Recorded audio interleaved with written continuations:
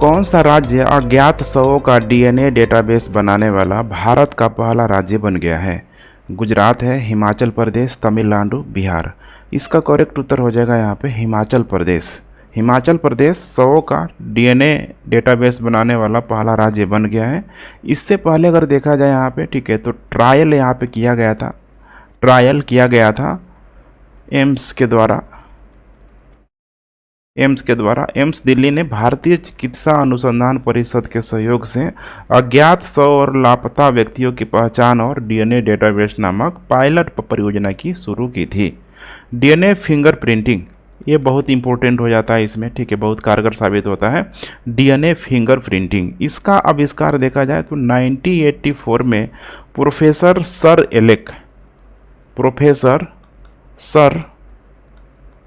Alec जेफरिस के द्वारा किया गया था। इसका उपयोग मानव डीएनए के कुछ क्षेत्रों में न्यूक्लियोटाइड अनुक्रमों के आधार पर किसी व्यक्ति की संभावित पहचान निर्धारित करने के लिए किया जाता है। भारत में डीएनए फिंगरप्रिंटिंग और डायग्नोस्टिक केंद्र किस शहर में स्थित है? हैदराबाद, बेंगलुरु, नई दिल्ली, लखनऊ। इसका करेक्ट उत्तर हो जाएगा यहाँ पे Hyderabad. Centre for DNA fingerprinting and diagnosis Hyderabad Bharat में स्थित एक, ठीक है, भारतीय जैव प्रौद्योगिकी अनुसंधान केंद्र है। अगर यहाँ पे हम लोग बात करें CDFD, इसका मतलब यही है यहाँ पे centre for DNA fingerprint and diagnosis. जैव प्रौद्योगिकी विभाग, विज्ञान और प्रौद्योगिकी मंत्रालय भारत सरकार द्वारा वित्त पोषित एक स्वायत्त संगठन है। ध्यान रखिएगा यहाँ पे भारत सरकार के द्वारा, और ये किसके अंतर्गत कार्य करता है? तो विज्ञान और प्रौद्योगिकी मंत्रालय के तहत, विज्ञान और प्रौद्योगिकी मंत्रालय के तहत CDFD कार्य करता है।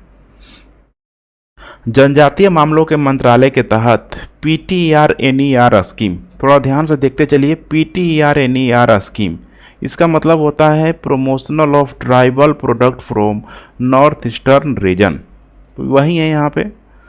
इसके तहत कौन सा राज्य शामिल है? अरुणाचल प्रदेश, नागालैंड, असम, उपरोक्त सभी। अब यहाँ पे नॉर्थ ईस्ट की जब बात आ गई तो इसमें सारे के सारे राज्यों को शामिल किया गया है। करेक्ट उत्तर हो जाएगा उपरोक्त, ठीक है, D।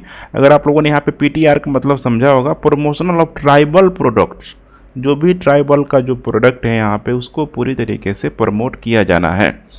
18 अप्रैल को 2023 को देश में, ठीक है, जनजातीय मामलों के जो मंत्री हैं अर्जुन मुंडा ने पूर्वोत्तर इलाकों में रहने वाले अनुसूचित जनजातियों को लाभ प्रदान करने के लिए पूर्वोत्तर क्षेत्र में ये जो स्कीम यहाँ पे चलाया हुआ है, PTRNER स्कीम चलाया हुआ है, जिसके वजह से जनजातियों का उत्पाद, ठीक है, बड़े मार्केटों तक पहुँच पाए।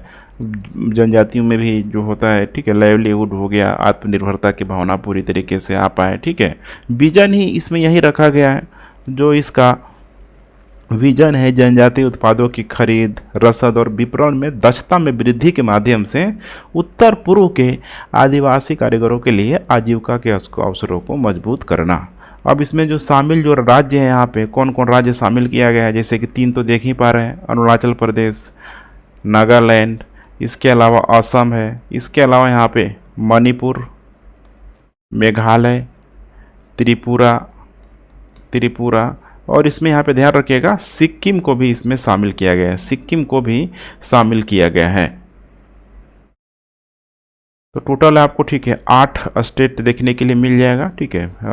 असम हो गया यहाँ पे देख, ठीक है, अरुणाचल प्रदेश है, यहाँ पे हो गया असम, मणिपुर, मेघालय, मिजोरम, ठीक है, मिजोरम, त्रिपुरा, एक और छूट रहा था नागालैंड। तो 7 सिस्टर होता है, 7 राज्य, लेकिन इसमें सिक्किम को भी शामिल कर दिया गया है। तो टोटल यहाँ पे हो जाएगा 8 राज्य।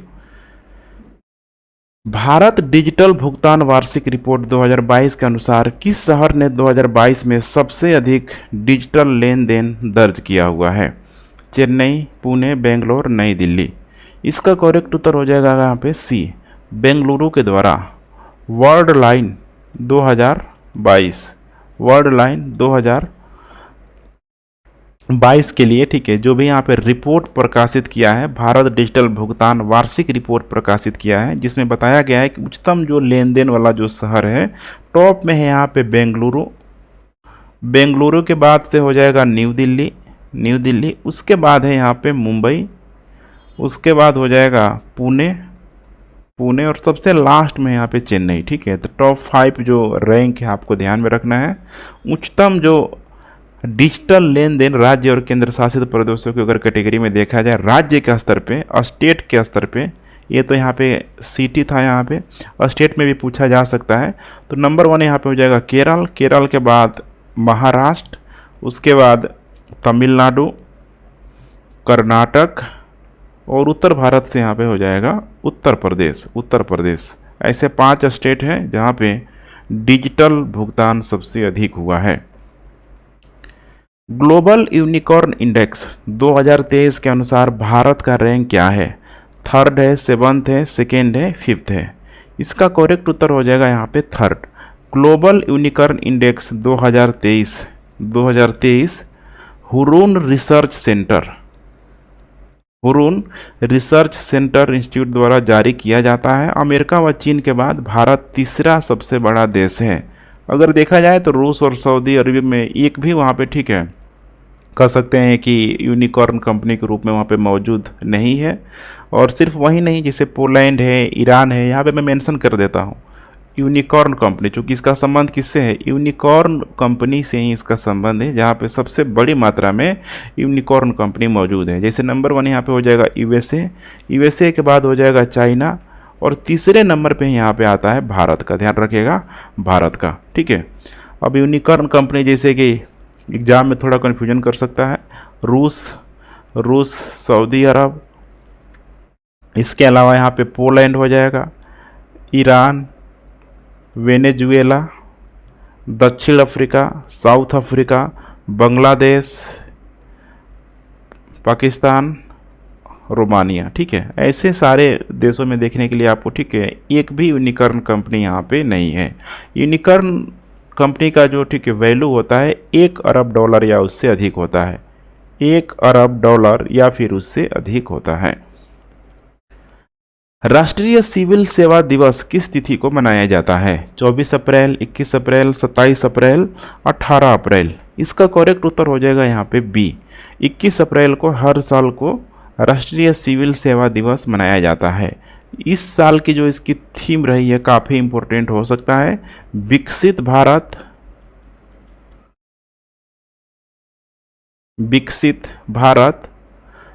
नागरिकों को सशक्त बनाना,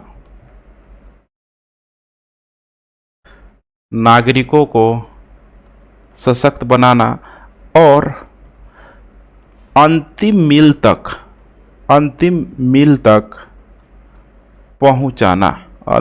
तक पहुंचाना। 21 अप्रैल 1947 का दिन है, ये भी डेट याद रखिएगा, 21 अप्रैल 1947 का दिन है। ठीक है, सरदार पटेल ने दिल्ली के मेटकाफ हाउस में प्रशासनिक सेवा के अधिकारियों के जो भी परीक्षार्थियों को यहाँ पे संबोधित किया था पहली बार। बर्फ स्तूप का आविष्कार, जिन्हें हाल ही में संकोतबा मानवतावादी पुरस्कार प्रदान किया गया, निम्नलिखित में से कौन है? Miles Allen, Kerry Emanuel, Sherwood Idso, Sonam Wangchuk. बहुत आसान सा जवाब है। ठीक है, करेक्ट उत्तर हो जाएगा यहाँ पे सोनम वांगचुको। संतोकबा याद रखिएगा, ठीक है, ये यहाँ पे लिखा हुआ है। संतोकबा मानवाधिकार पुरस्कार सोनम वांगचुक को प्रदान किया गया। वांगचुक आइस स्तूप तकनीक के आविष्कारक है। यह शंकु के आकार का, ध्यान रखिएगा, शंकु के आकार का, इस टाइप का यहाँ पे, ठीक है, आकार का बर्फ के ढेर के रूप में सर्दियों के पानी को संग्रहित करने के लिए उपयोग किया जाने वाला कृत्रिम ग्लेशियरों का निर्माण करता है, और लद्दाख में पानी के संकट का वहाँ पे समाधान भी करता है। Vision cricketer of the year 2023 से सम्मानित होने वाली एकमात्र महिला क्रिकेटर कौन है? Harmanpreet Kaur, Meg Lanning, Ellyse Perry, Mithali Raj. इसका करेक्ट उत्तर हो जाएगा यहाँ पे ए, ध्यान रखिएगा ए। हरमनप्रीत कौर को यहाँ पे vision cricketer of the year 2023 से सम्मानित किया गया है, जिसमें मात्र एक यहाँ पे महिला है। 5 लोगों को 2023 में इसमें दिया गया है, 4 यहाँ पे फीमेल है, सॉरी 4 मेल है यहाँ पे, और सिर्फ एक कौन है यहाँ पे, फीमेल है यहाँ पे। तो इन चारों का भी नाम आप लोग देख लीजिए, जैसे कि ठीक है, न्यूजीलैंड से 2 खिलाड़ी हैं यहाँ पे, न्यूजीलैंड से 2 खिलाड़ी है। पहला यहाँ पे टॉम ब्लंडेल, दूसरा है यहाँ पे डेरिल मिशेल, आप लोगों ने नाम जरूर सुना होगा। उसके बाद यहाँ पे दूसरा है यहाँ पे इंग्लैंड से भी 2 खिलाड़ी है। पहला है यहाँ पे बेन फोक्स और दूसरा है यहाँ पे मैथ्यू पॉट्स। तो इन 4 खिलाड़ियों का नाम आप लोगों को ध्यान में रखना है, ठीक है। ये सब यहाँ पे मेल है और मात्र एक खिलाड़ी है जो कि फीमेल है। बीज उत्पादन की चुनौतियां, बीज की गुणवत्ता की पहचान और प्रमाणन के साथ ही ऐप किसने लॉन्च किया हुआ है? ICAR है, एपीडा है, कृषि मंत्रालय है, Indian chamber of food and agriculture.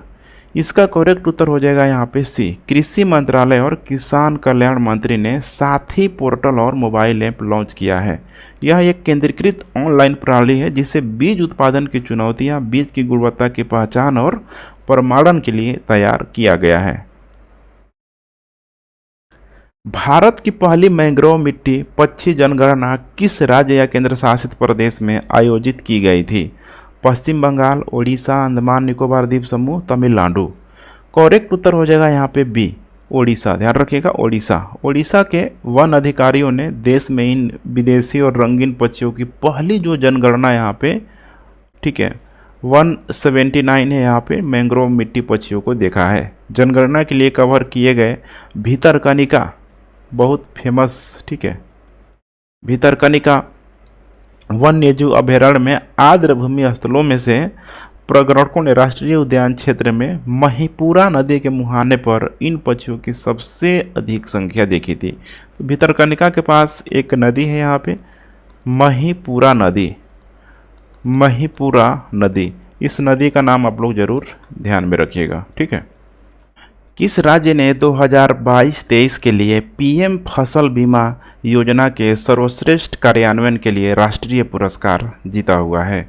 Karnataka, Odisha, Uttar Pradesh और उसके बाद है बिहार। करेक्ट उत्तर हो जाएगा यहाँ पे ए। कर्नाटक को वर्ष 2022-23 के लिए यहाँ पे PM फसल बीमा योजना के लिए सर्वोत्तम कार्यान्वयन के लिए इसको पुरस्कार दिया है। यहाँ पे देखेंगे तो लगभग 5.66 लाख किसानों को 687.4 करोड़ रुपए का निपटान किया जा चुका है, जो 2018 से लंबित है। PM फसल बीमा योजना एक बड़े पैमाने की फसल सब्सिडी बीमा योजना है, जिसका उद्देश्य होता है प्राकृतिक आपदा, जो भी नेचुरल डिजास्टर से उत्पन्न फसल हानि जिस प्रकार से होती है, ठीक है, वैसे पीड़ित किसानों को वित्तीय सहायता इसके माध्यम से प्रदान किया जाता है। हाल ही में प्रस्तावित मुलापेटा बंदरगाह किस राज्य में बनाया जाएगा? गुजरात, केरल, आंध्र प्रदेश, कर्नाटक।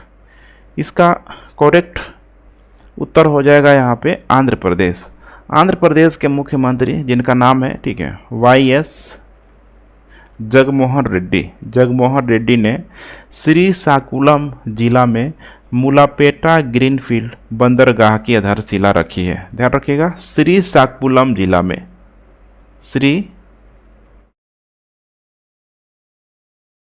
श्रीकाकुलम है, ठीक है, थोड़ा सा मैं यहाँ पे श्रीकाकुलम जिला में मुलापेटा ग्रीनफील्ड बंदरगाह की नींव रखी है। यहाँ पे आप मैप में देख भी सकते हैं, ठीक है, यही है मुलापेटा पोर्ट, ठीक है, बिल्कुल आपको एक किनारे देखने के लिए मिल जाएगा बे ऑफ बंगाल के साइड। नामसाई घोषणा निम्नलिखित में से किससे संबंधित है? नदी संरक्षण, वनीकरण, प्लास्टिक प्रदूषण, क्षेत्रीय विवाद। इसका करेक्ट उत्तर हो जाएगा यहाँ पे क्षेत्रीय विवाद। असम के मुख्यमंत्री हिमंत बिस्वा शर्मा और अरुणाचल के, ठीक है, कह सकते हैं कि जो मुख्यमंत्री, ठीक है, पेमा खांडू ने सीमा विवाद को लेके अरुणाचल प्रदेश और असम के बीच 20 अप्रैल 2023 को एक समझौता ज्ञापन पर हस्ताक्षर किया है। दोनों राज्य लगभग अगर देखा जाए तो इधर है अरुणाचल प्रदेश, ठीक है, ये जो बाउंड्री है लगभग इनकी, ठीक है, 800 किलोमीटर की, ठीक है, लंबी बाउंड्री की साझा करते हैं। नामसाई जो घोषणा हुआ था 15 जुलाई 2022 को, ध्यान रखिएगा 15 जुलाई 2022 को, इसमें 123 गांव में से 37 पर विवाद यहाँ पे सुलझा लिया गया है। बाकी को लेके अभी, ठीक है, चल ही रहा है यहाँ पे, तो ध्यान रखिएगा, ठीक है। AIIB अपना पहला विदेशी कार्यालय किस शहर में स्थापित करने के लिए तैयार है? यहाँ पे मैं लिख देता हूँ AIIB, Asian infrastructure investment bank, New Delhi, Abu Dhabi, New York, Tokyo. इसका करेक्ट उत्तर हो जाएगा यहाँ पे Abu Dhabi. Asian infrastructure investment bank Abu Dhabi संयुक्त अरब अमीरात में अपना पहला विदेशी कार्यालय स्थापित करेगा। अब इसके बारे में आप लोग देख लीजिए, AIIB, ठीक है, 2016 में इसकी स्थापना की गई थी। इसका जो हेडक्वार्टर है बीजिंग में देखने के लिए मिल जाएगा, ठीक है, बीजिंग में। इसमें देखा जाए तो 57 संस्थापक सदस्य हैं, जिसमें 37 क्षेत्रीय हैं और 20 यहाँ पे गैर क्षेत्रीय हैं। यहाँ पे भारत एक संस्थापक सदस्य देशों के रूप में, ठीक है, शामिल है इसमें। और सबसे बड़ा जो शेयर धारक है पता ही होना चाहिए आपको, जिससे कि टॉप में है यहाँ पे चाइना। इसमें 26.06% अकेले चाइना शेयर धारक करता है। भारत की यहाँ पे हम लोग बात कर रहे हैं तो भारत का कम है, 7.5% के आसपास। रसिया का यहाँ पे हो जाएगा 5.93। वहीं चौथे स्थान पे है जर्मनी का है 4.5% के आसपास। निम्नलिखित में से किसने एग्री फूड सिस्टम रिपोर्ट में महिलाओं की स्थिति यहाँ पे जारी की है?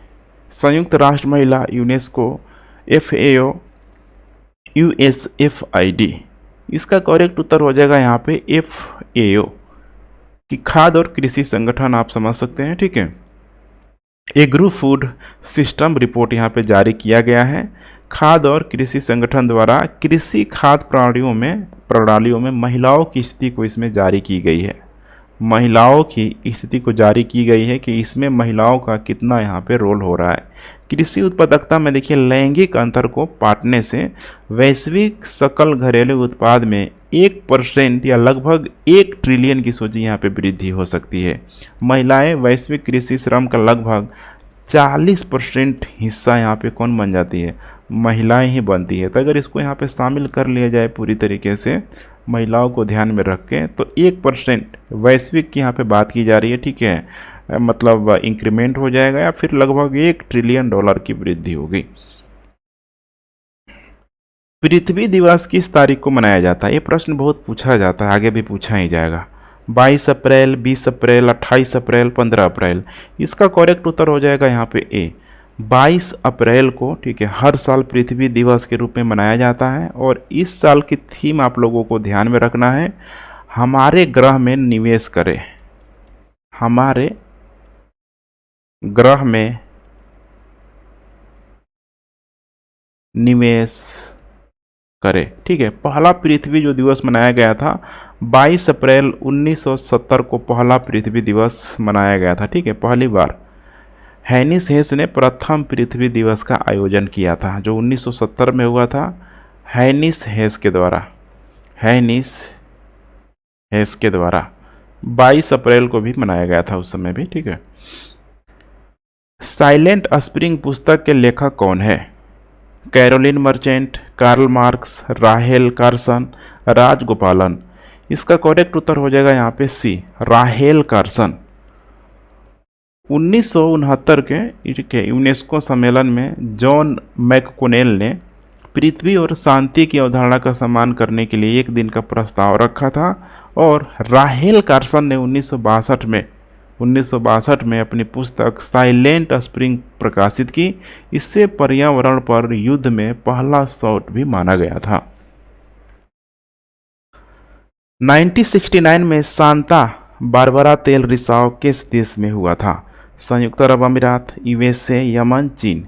इसका करेक्ट उत्तर हो जाएगा यहाँ पे बी, यूएसए में। सांता बारबरा तेल जो रिसाव हुआ था 1969 में, ध्यान रखिएगा 1969 में कैलिफोर्निया, यूएसए में। ठीक है, कैलिफोर्निया, यूएसए में हुआ था। उसके बाद देखेंगे यहाँ पे, ठीक है, तो डीप वाटर उसमें, ठीक है, हेराइजोन और एक्सॉन वाल्डेज रिसाव के बाद तीसरा सबसे बड़ा तेल रिसाव यहाँ पे देखने के लिए मिला 1969 में। ध्यान रखिएगा संयुक्त राज्य अमेरिका में कुयाहोगा नदी में आग लग गई थी। कुयाहोगा नदी में आग लग गई थी इसकी वजह से। और भारत में आपको जैसे पता होना चाहिए कि एक भारत में भी बेंगलुरु में एक लेक है, झील है, जिस झील का नाम है बेलंदुर लेक। ठीक है, बेलंदुर झील। इसमें आमतौर पर देखेंगे खासकर गर्मी के दिनों में तो अक्सर आग लग जाती है। किस राज्य की विधानसभा ने एक प्रस्ताव पारित कर केंद्र से दलित ईसाइयों के लिए कोटा बढ़ाने का आग्रह किया है? कर्नाटक, उड़ीसा, उत्तर प्रदेश, तमिलनाडु। इसका करेक्ट उत्तर हो जाएगा डी, तमिलनाडु। तमिलनाडु विधानसभा ने 19 अप्रैल को दलित ईसाइयों के लिए कोटा बढ़ाने के लिए प्रस्ताव पारित किया। प्रस्ताव ने केंद्र सरकार से ईसाई धर्म जितना भी दलितों के द्वारा यहाँ पे अपनाया गया है, अपनाने वाले जो भी अनुसूचित जाति के सदस्यों को आरक्षण सहित वैधानिक संरक्षण, अधिकार और रियायत देने का आग्रह किया हुआ है। चुनाव आयोग ने किस राज्य में 80 वर्ष से अधिक आयु के लोगों के लिए घर से वोट, यहाँ पे देख पा रहे हैं, ठीक है, वोट फ्रॉम होम की सुविधा शुरू की है? कर्नाटक, उड़ीसा, उत्तर प्रदेश, बिहार। करेक्ट उत्तर हो जाएगा इसका कर्नाटक। चुनाव आयोग ने कर्नाटक में आगामी जो विधानसभा चुनाव में, ठीक है, 80 वर्ष से अधिक, अभी कर्नाटक में हो भी गया, ठीक है, 80 वर्ष से अधिक आयु के लोगों और विकलांग लोगों के लिए घर से वोट की सुविधा शुरू की है। अच्छी पहल यहाँ पे कहा जाएगा। पहली बार यहाँ पे इलेक्शन कमीशन ऑफ इंडिया ने, ठीक है, 80 वर्ष से अधिक आयु वालों को यह सुविधा प्रदान करने जा रहा है। NHAI means national highway authority of India का लक्ष्य किस वर्ष तक लगभग 10,000 किलोमीटर ऑप्टिकल फाइबर केबल विकसित करना है? 2024-25 से 27-28, 30-31, 34-35।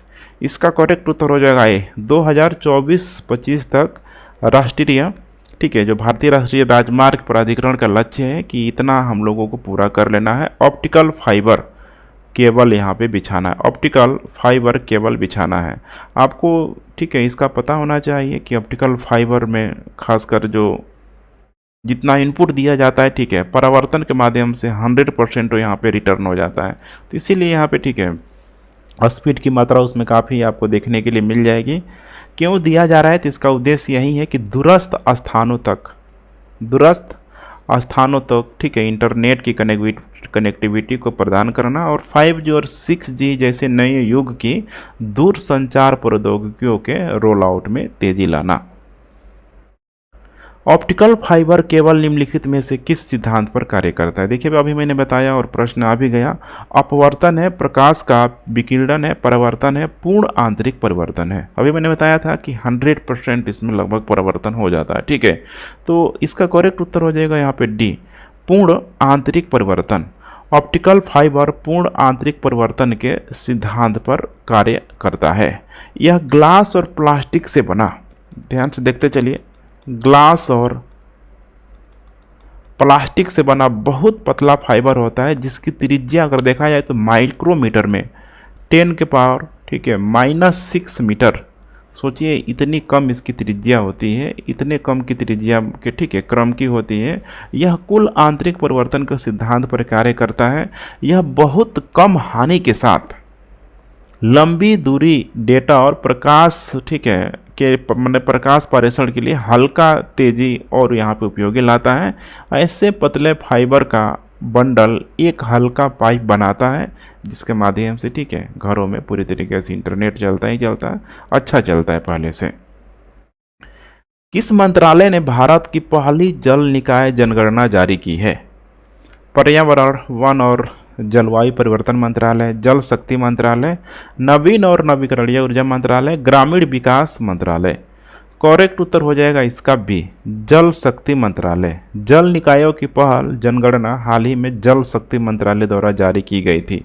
यह छठी लघु सिंचाई जनगणना, ध्यान रखिएगा, छठी लघु सिंचाई जनगणना 2017-18 के संदर्भ में लिया जा रहा है। इसको केंद्र प्रायोजित योजना है, ठीक है, सिंचाई योजना के तहत इसको किया गया था।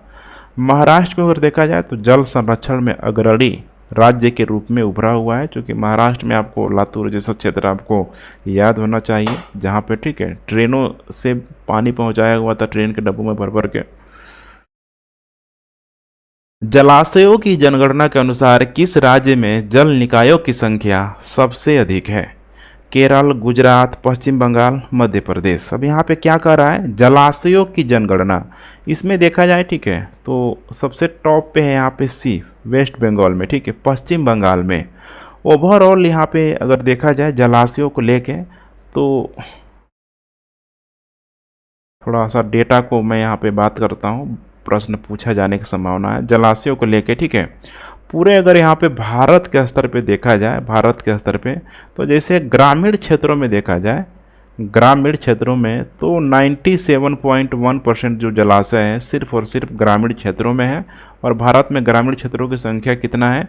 तो 23 लाख, ध्यान रखिएगा, 23,55,055 के आसपास। वही अगर शहरी क्षेत्रों को यहाँ पे देखा जाए, तो यहाँ पे महज यहाँ पे 2.9% के आसपास ही जलाशय, ठीक है, जलाशय स्थित है। शहरी क्षेत्र की बात करें तो लगभग 69,485 के आसपास है। अब यहाँ पे ध्यान रखना है आपको, अधिकांश जो जल निकाय है, सबसे अधिक यहाँ पे मैंने बताया अभी वेस्ट बंगाल में, और सबसे जो कम है ये पूछा जा सकता है सिक्किम में जल निकाय, ठीक है। इसके अलावा यहाँ पे तालाब की भी हम लोग बात कर लेते हैं। तालाब, ठीक है, जैसे कि होता है ना जलाशय, जो तालाब है यहाँ पे, इसका रेशियो है लगभग 59.5%। टैंक का जो रेशियो है जल के लिए 15.7%, ठीक है। उसके बाद यहाँ पे आ जाता है जलाशय, जलाशय का लगभग, ठीक है, 12.1%। फिर उसके बाद से, ठीक है, चेक डैम हो गया, ठीक है, जो भी यहाँ पे बड़ी बड़ी जो लेक हो गया, ठीक है। तो अभी भी देख पा रहे हैं बड़े मात्रा में किसका कंट्रीब्यूशन है? तो तालाब का। किस देश के उप प्रधानमंत्री डोमिनिक रोब ने हाल ही में धमकाने के आरोप पर इस्तीफा दे दिया? अभी काफ़ी चर्चा में भी रहा था। ब्रिटेन है, क्यूबा है, जर्मनी है, यूक्रेन है। इसका करेक्ट उत्तर हो जाएगा यहाँ पे ए, ब्रिटेन के उप प्रधानमंत्री डोमिनिक रोब ने एक जांच के बाद इस्तीफा दे दिया। उसमें पाया गया था कि इसने सिविल सेवकों को धमकाया था। सोचिए, वह न्याय सचिव भी थे, न्याय सचिव भी थे। देखिए वहाँ पे एथिक्स वगैरह काफ़ी स्ट्रांगली फॉलो भी किया जाता है। इस तरह की संलिप्तता में कोई भी पाया जाता है, ठीक है, तो बिना कहे लोग वहाँ पे इस्तीफा भी दे देते हैं। वर्ष 2023 के लिए विश्व पुस्तक राजधानी कौन सा शहर है? नई दिल्ली, शरफजाह, अकरा, जकार्ता। ध्यान रखिएगा, यहाँ पे पूछा क्या जा रहा है, विश्व पुस्तक राजधानी कौन सा शहर है? करेक्ट उत्तर हो जाएगा यहाँ पे सी, अकरा। साहित्य और पठन को सम्मानित करने के लिए यूनेस्को द्वारा 23 अप्रैल को प्रतिवर्ष विश्व पुस्तक और कॉपीराइट दिवस के रूप में मनाया जाता है। इसकी जो थीम जो रखी गई है, थीम स्वदेशी भाषाएं, स्वदेशी भाषाएं रखी गई है। और वर्ल्ड बुक कैपिटल, ठीक है, जैसे आपको पता होना चाहिए, अकरा कहाँ स्थित है? यह घाना में स्थित है। आर समास्त्री ने अर्थशास्त्री का अंग्रेजी में अनुवाद किस वर्ष यहाँ पे किया हुआ था? 1915, 1942, 1938, 2011। इसका करेक्ट उत्तर हो जाएगा यहाँ पे ए, 1915 में। अर्थशास्त्र, ठीक है, कौटिल्य द्वारा 1915 में यहाँ पे ध्यान रखिएगा, जो कौटिल्य के द्वारा जो लिखा गया था उसका 1915 में जो आर समाजशास्त्री द्वारा अंग्रेजी में अनुवाद किया गया था। और भी याद रखिएगा, 1859 में चार्ल्स डार्विन ने ओरिजिन ऑफ स्पीसीज प्रकाशित किया था। अभी जो एनसीईआरटी बुक से, ठीक है, हटा दी गई है, ओरिजिन ऑफ स्पेसिस, इसे भी ध्यान में रख के चलिएगा। इसके अलावा एक और पुस्तक है यहाँ पे, the second sex, the second sex, बहुत इंपॉर्टेंट है, ठीक है। यह सिमोन डी बेवायर के द्वारा, सिमोन डी बेवायर के द्वारा, ठीक है, नारीवाद का इसको बाइबिल भी माना जाता है। तो नाम याद रखिएगा, द सेकेंड, ठीक है, सेक्स, नारीवाद का बाइबिल, फेमिनिज्म का बाइबिल पूरी तरीके से। चार्ल्स डार्विन ने 1859 में ओरिजिन ऑफ स्पेसिस प्रकाशित किया हुआ था, और 1915 में यहाँ पे आर समाजशास्त्री ने अर्थशास्त्र का अंग्रेजी में अनुवाद किया था, जिसमें जो लिखा हुआ था कौटिल्य के द्वारा। पंचायती राज दिवस 2023 पर राष्ट्रीय समारोह किस जिले में आयोजित किया जाएगा? वेल्लोर, रीवा, कच्छ है, बेलगाम है। इसका करेक्ट उत्तर हो जाएगा यहाँ पे रीवा। ध्यान रखिएगा, रीवा जो कि मध्य प्रदेश में स्थित है, एमपी में स्थित है। 24 अप्रैल 2023 को 24 अप्रैल 2023 को राष्ट्रीय पंचायती राज दिवस मनाया जाएगा। इसका जो आयोजक है पंचायती राज मंत्रालय और मध्य प्रदेश सरकार के द्वारा, पंचायती राज मंत्रालय और साथ में जो राज्य पार्टिसिपेट कर रहा है मध्य प्रदेश के द्वारा। तो यह मध्य प्रदेश के, जैसे मैंने बताया भी आपको, ठीक है, रीवा में इस समारोह का आयोजन किया जा रहा है। इसका थीम फिर से इम्पोर्टेंट हो जाता है, थीम रखा गया है सतत पंचायत, स्वस्थ, पर्याप्त पानी, स्वच्छ और हरित गांवों का निर्माण, स्वच्छ और हरित गांवों का निर्माण, ठीक है। किस राज्य ने खेल संस्कृति को पुनर्जीवित करने के लिए एक पंचायत एक खेल मैदान लॉन्च किया है? बिहार, असम, केरल, पंजाब। इसका करेक्ट उत्तर हो जाएगा यहाँ पे सी। केरल ने खेल संस्कृति को पुनर्जीवित करने के लिए एक पंचायत एक खेल का मैदान लॉन्च किया। इसका उद्देश्य है कि हर पंचायत में गुणवत्तापूर्ण खेल के मैदान को खोलना है पूरी तरीके से, ठीक है। बिहार में चुनाव के लिए ट्रांसजेंडर को स्टेट आइकॉन बनाया है। ये बहुत इंपॉर्टेंट हो सकता है बीपीएससी के लिए, ठीक है। चुनाव के लिए किस ट्रांसजेंडर को यहाँ पे स्टेट आइकॉन बनाया है? मोनिका दास, जोईता मंडल, मधुबाई किन्नर, शबनम मौसी। करेक्ट उत्तर हो जाएगा यहाँ पे मोनिका दास। बिहार में राज्य चुनाव आयोग ने मोनिका दास को स्टेट आइकॉन बनाया है। सोचिए कारण क्या है, यहाँ पे? तो चुनाव प्रक्रिया में ट्रांसजेंडर समुदाय की सक्रिय भागीदारी को सुनिश्चित करना। अगर इनके बारे में बात किया जाए, मोनिका दास के बारे में, तो वह लोकप्रिय रूप से बिहार की स्टाइलिश ट्रांसजेंडर के रूप में जानी जाती है। वह भारत की पहली ट्रांसजेंडर, ठीक है, बैंकर भी है। ध्यान रखिएगा, बैंकर भी है। उनका इमेज आप लोग देख पा रहे हैं, ठीक है, इस टाइप का है। चुनाव स्टेट आइकॉन बनी मोनिका दास। हाल ही में आईआईटी मद्रास ने किस देश में अपना पहला विदेशी कैंप खोलने की घोषणा की है? संयुक्त अरब अमीरात, यूनाइटेड किंगडम, तंजानिया, उसके बाद यहाँ पे मिस्र। करेक्ट उत्तर हो जाएगा यहाँ पे तंजानिया। आईआईटी मद्रास, ध्यान रखिएगा, आईआईटी मद्रास जंजीबार तंजानिया में अपना पहला अंतर्राष्ट्रीय परिषद स्थापित करेगा। यह अफ्रीका में पहला आईआईटी कैंपस भी होगा। यहाँ पे ध्यान रखिएगा, डॉक्टर के राधाकृष्ण समितियों के अनुशंसा पे, ठीक है, विदेशों में स्थापित किया जाने वाला भारतीय विश्वविद्यालयों के परिसर की योजना बनाने के लिए सब किया जा रहा है, ताकि अपतटीय, यहाँ पे ध्यान रखिएगा, यहाँ पे ऑफशोर की बात की जा रही है, बाहर की तरफ यहाँ पे बात की जा रही है। ऑफशोर होता है ना यहाँ पे बाहर, ठीक है। तो अपतटीय आईआईटी को भारत अंतर्राष्ट्रीय प्रौद्योगिकी की संस्थान कहा जाने की भी संभावना है। तो अच्छी पहल है यहाँ पे। हाल ही में किस भारतीय गांव का नाम बदलकर भारत के अंतिम गांव से भारत का पहला सीमावर्ती गांव कर दिया है? स्टार लगा लीजिए, ठीक है, ये बहुत इंपॉर्टेंट यहाँ पे हो सकता है। माना है, किबूती है, अवंग गखू है, यहाँ पे टिटवाल है। इसका करेक्ट उत्तर हो जाएगा माड़ा। ध्यान रखिएगा माड़ा, ठीक है। सीमा संगठन ने, सीमा सड़क संगठन BRO ने माड़ा गांव को पहला भारतीय गांव घोषित करते हुए उस पर एकदम साइन लगा दिया है। ये आपको ध्यान होना चाहिए। उत्तराखंड में यह गांव स्थित है और पहले इसको भारत का अंतिम गांव के रूप में जाना जाता था, अंतिम गांव, लेकिन अब अंतिम गांव से इसको भारत का पहला गांव कर दिया है, इस माड़ा गांव को। भारतीयों को हिंसा प्रभावित सूडान से निकालने के लिए भारत सरकार द्वारा कौन सा ऑपरेशन शुरू किया गया था? जब बहुत चर्चा में रहा था ऑपरेशन गंगा है, कावेरी है, गोदावरी है, पेरियार है। इसका करेक्ट उत्तर हो जाएगा यहाँ पे बी, ऑपरेशन कावेरी। 24 अप्रैल 2023 को हिंसा प्रभावित सूडान से अपने नागरिकों को निकालने के लिए ऑपरेशन कावेरी अभियान शुरू किया गया था।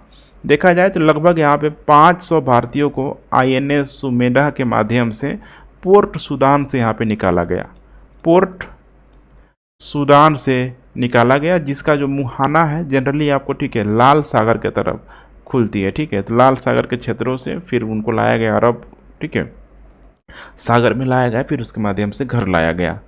कर्नाटक की इसमें एक जो जाति बड़े मात्रा में फंसी हुई थी, जिनका नाम भी बहुत तेज़ी से फैला, ठीक है, हक्की पिक्की, हक्की पिक्की एक ट्राइब समूह का नाम है यह, ठीक है। पक्षी पकड़ने वाले शिकारी हैं ये सब लोग, ठीक है। लगभग देखा जाए तो यहाँ से 181 से अधिक जो इनकी जो संख्या थी, ठीक है, सूडान में जाके फंसी हुई थी। तो सबको यहाँ पे हम निकाल लिया गया है। हाल ही में समाचारों में देखा गया पोर्ट सूडान निम्नलिखित में से किस समुद्र में खुलता है? फारस की खाड़ी, मृत सागर, ओमान की खाड़ी, लाल सागर। अभी मैंने बताया था आपको, ठीक है। करेक्ट उत्तर हो जाएगा यहाँ पे, ठीक है, लाल सागर, ठीक है।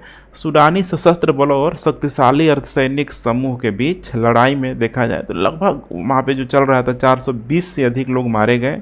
हिंसा प्रभावित जो शहर था सूडान में बड़ी मात्रा में वो हमें देखने के लिए मिला, जैसे कि खार्तूम है, खार्तूम, इसके अलावा ओमडुरमैन, मेरोवे, सूडान कसाला, गदरिफ, ठीक है, गदरिफ हो गया, या फिर कोस्ती दमाजिन, मैं इधर मेंशन कर दे रहा हूँ, ठीक है, कोस्तीन, दमाजिन, कबकलिया, अल्फसेर है, न्याला है। हालांकि ये सब बहुत अधिक आपको ध्यान में नहीं रखना है, लेकिन फिर भी यहाँ पे नाम पूछा जा सकता है। सूडान का जो भी इम्पोर्टेंट शहर है जो कि हिंसा से सबसे अधिक प्रभावित था। यहाँ पे आप लोग मैप में देख लीजिए, ये है सूडान और ये है पोर्ट सूडान, ठीक है। लाल सागर की तरफ मैंने बताया इसकी मुहाना खुलता है और यहीं से, ठीक है, भारतीयों को जो लगभग जिनकी संख्या 500 के आसपास थी उनको भारत कुशलतापूर्वक ला लिया गया है। रसद प्रदर्शन सूचकांक 2023 में भारत का रैंक क्या है? 38वां, 42वां, 25वां, 55वां रैंक। करेक्ट उत्तर हो जाएगा इसका, ठीक है, ए, 38वां रैंक। विश्व बैंक ने वर्ष 2023 के लिए LPI लॉजिस्टिक परफॉर्मेंस इंडेक्स जारी किया, जिसमें भारत की जो रैंक है बहुत इंपॉर्टेंट है, यहाँ पे 38वीं रैंक है। और ये जो रैंक था 2018 में देखा जाए, ठीक है, तो लगभग ये 44वां रैंक था। तो अभी सुधार हुआ है, देख पा रहे हैं, लगभग 6 अंकों का यहाँ पे सुधार हुआ है। अब इसमें कुछ स्कोर दिया जाता है, जैसे कि इंफ्रास्ट्रक्चर स्कोर अगर देखा जाए तो 47वें नंबर है भारत का, ध्यान रखिएगा। और 2018 में यह स्कोर था 52वां था, ठीक है, 52वां था। तो अभी 37 मतलब टोटल हुआ इंफ्रास्ट्रक्चर 47। वहीं उच्चतम रैंक वाला जो देश की हम लोग बात करें, सबसे इसमें टॉप में है यहाँ पे सिंगापुर, दूसरे नंबर पे यहाँ पे फिनलैंड। रसद प्रदर्शन सूचकांक में भारत का रैंक क्या है? 38वां। निम्नलिखित में से किस संगठन ने स्टेट ऑफ ग्लोबल क्लाइमेट 2022 जारी किया हुआ है? IPCC, अंतर्राष्ट्रीय समुद्री संगठन, विश्व मौसम विज्ञान संगठन, विश्व वन्य जीव कोष। इसका करेक्ट उत्तर हो जाएगा यहाँ पे सी, विश्व विज्ञान मौसम संगठन। संयुक्त राष्ट्र के विश्व मौसम विज्ञान संगठन ने state of the global climate, state of the global climate report 2022 जारी कर दिया गया है। इसमें थोड़ा ध्यान देने की ज़रूरत है, जैसे कि 1993 से 2022 के बीच अगर बात किया जाए तो यहाँ पे जो बारिश हुई थी 2.27 प्रति वर्ष यहाँ पे हुआ था। और वहीं 2013 से 2022 तक अगर काउंट किया जाए तो इधर बारिश की ठीक है जो मात्रा है बढ़ी हुई है 4.62 ठीक है प्रति वर्ष के बीच। ठीक है, अगर देखा जाए तो वैश्विक औसत समुद्र स्तर की जो वृद्धि की जो दर है 2 गुनी हो गई है। 2022 में देखा जाए तो वैश्विक औसत जो तापमान था 1850 से लेके 1900 के ठीक है जो उस समय औसत तापमान था 1.15 डिग्री सेंटीग्रेड ठीक है, और अभी ये बढ़ के यहाँ पे हो गया है ठीक है 1.02 से लेके 1.28 के आसपास। तो अभी ठीक है पृथ्वी के टेम्परेचर को हर हाल में कोशिश किया जा रहा है कि 1.5 डिग्री जो बढ़ा हुआ है उससे और अधिक नहीं बढ़े। हाल ही में इसरो ने टेलियोस 2 और लुमेनाइट 4 उपग्रह लॉन्च किया। वे किस देश के हैं? ब्राज़ील है, सिंगापुर है, सऊदी अरब है, दक्षिण अफ्रीका। इसका करेक्ट उत्तर हो जाएगा यहाँ पे बी, सिंगापुर। ठीक है, भारतीय अंतरिक्ष अनुसंधान संगठन ने सिंगापुर के 2 उपग्रह जिसका नाम है टेलियोस और दूसरा है यहाँ पे लुमेनाइट 4 को कक्षा में सफलतापूर्वक स्थापित कर लिया है। इसमें PSLV की 57वीं उड़ान और PSLV कोर अलोन कॉन्फ़िगरेशन का उपयोग करते हुए ठीक है 16वां मिशन चिन्हित किया गया। विश्व मलेरिया दिवस किस तारीख को मनाया जाता है? 25 अप्रैल, 24 अप्रैल, 27 अप्रैल, 20 अप्रैल। इसका करेक्ट उत्तर हो जाएगा यहाँ पे 25 अप्रैल। विश्व मलेरिया दिवस हर साल 25 अप्रैल को मनाया जाता है। इसकी थीम आप लोगों को ध्यान में रखना है, शून्य मलेरिया का लक्ष्य। शून्य मलेरिया का लक्ष्य इसमें रखा गया है। निवेश करें, नवाचार करें और इसको लागू करें। यह पहली बार देखा जाए 2007 में विश्व संगठन द्वारा स्थापित किया गया था। 2007 में ठीक है WHO के द्वारा इसको स्थापित किया गया था। नेक्स्ट, मलेरिया पैदा करने वाले प्लाज्मोडियम परजीवी RBC पर हमला करने से पहले किस अंग को प्रभावित करते हैं? गुर्दा है, मस्तिष्क, त्वचा, यकृत। इसका करेक्ट उत्तर हो जाएगा यहाँ पे डी। ठीक है, यकृत को। ठीक है, किसको प्रभावित करता है? यहाँ पे लाल रक्त कोशिका जो है RBC पर हमला करने और परजीवी यकृत कोशिकाओं के भीतर यह फैलने लगते हैं। मलेरिया के बारे में यहाँ पे देखा जाए तो इसका जो कारण है यहाँ पे ठीक है प्लाज्मोडियम परजीवी भी बोला जाता है इसको। ठीक है, संक्रमित मादा एन्फ्लिज मच्छर की वजह से ये बड़ी तेजी से फैलता है। किस राज्य ने उद्यमशीलता कौशल विकसित करने के लिए तेजस्वी कार्यक्रम शुरू किया है? उत्तर प्रदेश, मध्य प्रदेश, केरल, महाराष्ट्र। इसका करेक्ट उत्तर हो जाएगा यहाँ पे बी। ध्यान रखिएगा बी। मध्य प्रदेश सरकार के द्वारा छात्रों में उद्यमशीलता का विश्वास और कौशल विकसित करने के लिए तेजस्वी कार्यक्रम यहाँ पे शुरू किया गया है। छात्रों को है ना कि स्कूल के समय से ही जो भी नौ उद्योग है, इसके अलावा यहाँ पे इंटरप्रेनरशिप, स्व व्यवसाय हो गया, ठीक है, उन सारी ही चीज़ों से अवगत कराया जाए तो ये काफ़ी आगे चल के फ्यूचर में इससे लाभ मिलेगा ही मिलेगा।